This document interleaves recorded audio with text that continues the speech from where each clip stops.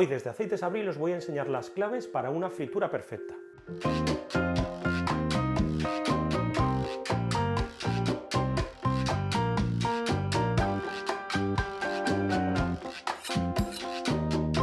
Primer punto, freír es cocer, es decir, tiene que quedar bien crujiente por fuera y cocido por dentro.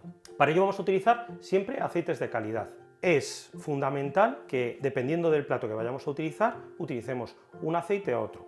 Yo recomiendo para determinados postres, por ejemplo, aceites de semilla como el de girasol, siempre con vitamina D, para ayudar a esa fritura y no transmitir sobre todo sabores. Y para otro tipo de aceite, sobre todo cuando vayamos a hacer pues, frituras ya saladas o croquetas como vamos a hacer hoy, o un filete empanado o similares, utilizar aceite de oliva. 2.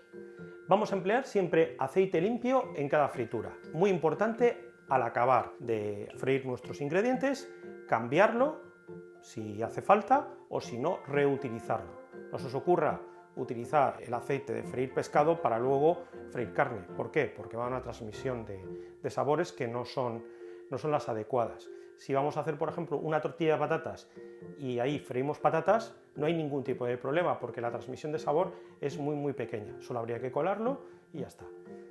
Otro dato importante es que si utilizamos harinas, estas van a ir al fondo y se van a quemar, van a desprender sobre todo sabores y color al aceite que no es bueno.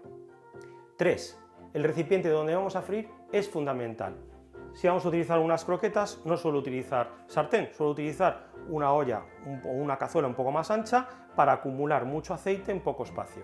Si vamos a hacer un filete empanado o una tortilla, podemos emplear una sartén. No utilizar freidoras. ¿Por qué? Porque se acumula, se deposita muchos ingredientes ahí abajo y no me gusta. Cada uno como quiera, pero es un consejo. 4. Utilizar siempre abundante aceite. No dejar solo un poquito, siempre tiene que cubrir el alimento.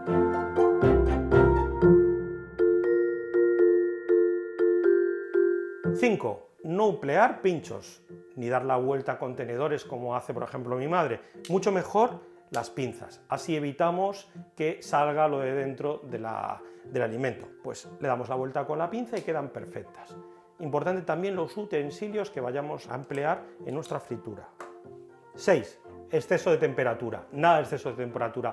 Mucha gente dice que lo idóneo para freír es cuando empieza a humear y está muy caliente el aceite. Lo ideal, en vez de freír entre los 180 y los 220, que a veces se llega a alcanzar el aceite, es evitar eso y estar entre los 160 y los 180 grados de fritura. Más o menos se sabe, es justo antes de que empiece a humear.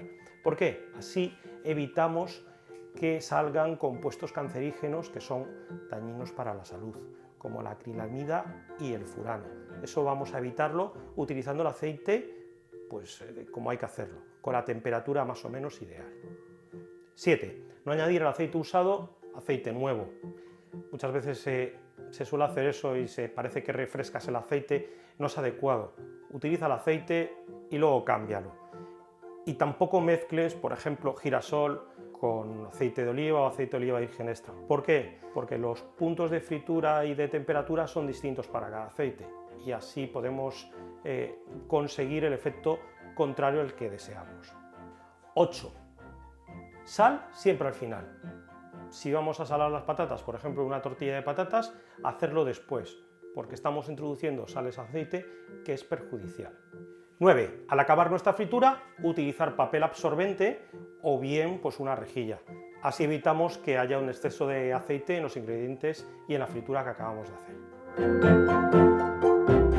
10. Y por último, la grasa mejor para freír es el aceite de oliva. Lo digo yo, lo dice Aceites Abril y lo dicen un montón de reputados cocineros. ¿Por qué? Respeta las características nutricionales de los alimentos y sobre todo es muy sabroso. Así que mi recomendación es que, sobre todo para una buena fritura, utilicéis un buen aceite de oliva virgen extra.